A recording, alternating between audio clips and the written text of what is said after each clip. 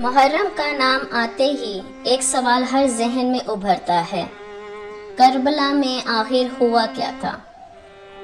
ایسی کیا بات ہوئی کہ 1400 سال بعد بھی دنیا اس واقعے کو یاد کرتی ہے؟ کیوں ہر سال محرم آتے ہی کربلا کا ذکر پھر زندہ ہو جاتا ہے؟ کیا یہ صرف ایک جنگ تھی یا پھر انسانی تاریخ کا وہ واقعہ تھا جس نے حق اور باطل کے درمیان ایک ہمیشہ کے لیے لکیر کھینچ دی؟ آج ہم کربلا کی کہانی کو آسان الفاظ میں سمجھیں گے۔ رسول اللہ صلی اللہ علیہ وسلم کے وصال کے بعد اسلامی سلطنت پھیلتی چلی گئی۔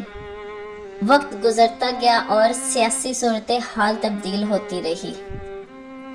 60 ہجری میں یزید حکمران بنا۔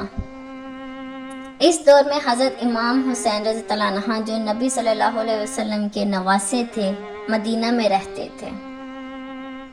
مختلف تاریخی روایتوں کے مطابق امام حسین رضی اللہ عنہ نے اپنے اصولوں اور ضمیر کے مطابق فیصلہ کیا اور کچھ سیاسی مواقف سے اختلاف رکھا۔ اسی دوران کوفہ کے لوگوں نے امام حسین رضی اللہ عنہ کو بہت سے خط لکھے اور انہیں اپنی رہنمائی کے لیے بلایا۔ صورتحال کو دیکھتے ہوئے امام حسین رضی اللہ عنہ مدینہ سے مکہ تشریف لے گئے۔ کوفہ والوں کے پیغامات لگاتار آتے رہے، ہزاروں خط پہنچ چکے تھے۔ لوگ وعدہ کر رہے تھے کہ وہ امام حسین رضی اللہ عنہ کا ساتھ دیں گے۔ امام حسین رضی اللہ عنہ نے پہلے اپنے کزن حضرت مسلم بن عقیل رضی اللہ عنہ کو کوفہ بھیجا تاکہ حقیقت معلوم کر سکیں۔ شروع میں کوفہ کے لوگوں نے ان کا ساتھ دیا، لیکن بعد میں صورتحال بدل گئی۔ حضرت مسلم بن عقیل رضی اللہ عنہ شہید کر دیے گئے، لیکن امام حسین رضی اللہ عنہ سفر پر نکل چکے تھے۔ 2 محرم 61 ہجری امام حسین رضی اللہ عنہ اور ان کا قافلہ کربلا کے مقام پر پہنچ گیا۔ ان کے ساتھ گھر والے، بچے اور چند وفادار ساتھی تھے۔ یہ کوئی بڑا لشکر نہیں تھا، یہ ایک چھوٹا سا قافلہ تھا۔ کربلا کے میدان میں انہیں روک دیا گیا۔ مختلف تاریخی روایتوں کے مطابق قافلے پر پابندیاں لگائی گئیں اور صورتحال سخت ہوتی چلی گئی۔ دریائے فرات تک رسائی بھی مشکل ہو گئی۔ گرمی، پیاس اور مشکلات بڑھتی گئیں۔ 9 محرم کی رات تاریخ کی سب سے یادگار راتوں میں سے ایک تھی۔ روایتوں کے مطابق امام حسین رضی اللہ عنہ نے اپنے ساتھیوں کو جمع کیا۔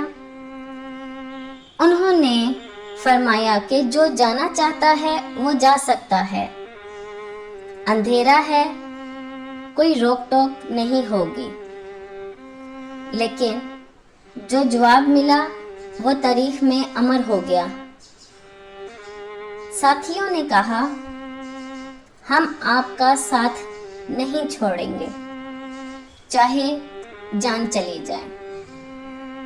یہ وفاداری کی ایسی مثال تھی جو آج بھی لوگوں کو حیران کر دیتی ہے۔ 10 محرم کی صبح عاشوراء کا دن جنگ شروع ہوئی۔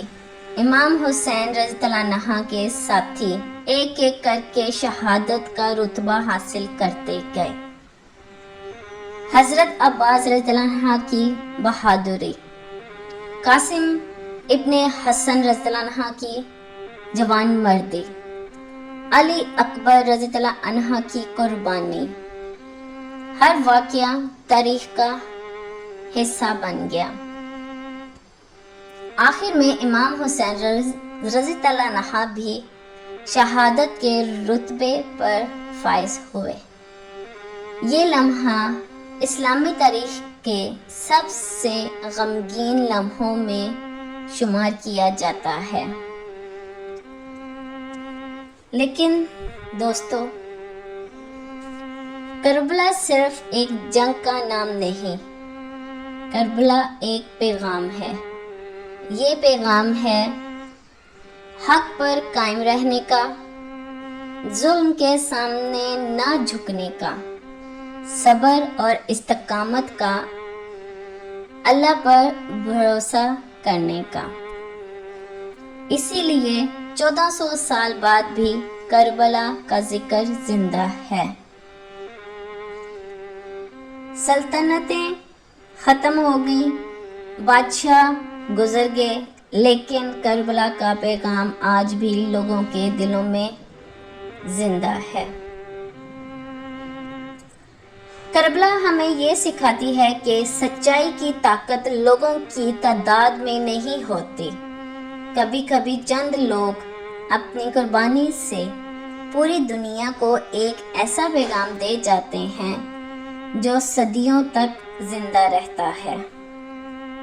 اور شاید اسی لیے آج بھی جب محرم آتا ہے تو دنیا پوچھتی ہے، کربلا میں آخر ہوا کیا تھا؟ اور جواب ملتا ہے، وہاں حق، صبر اور قربانی کی ایک ایسی مثال قائم ہوئی جو قیامت تک یاد رکھی جائے گی۔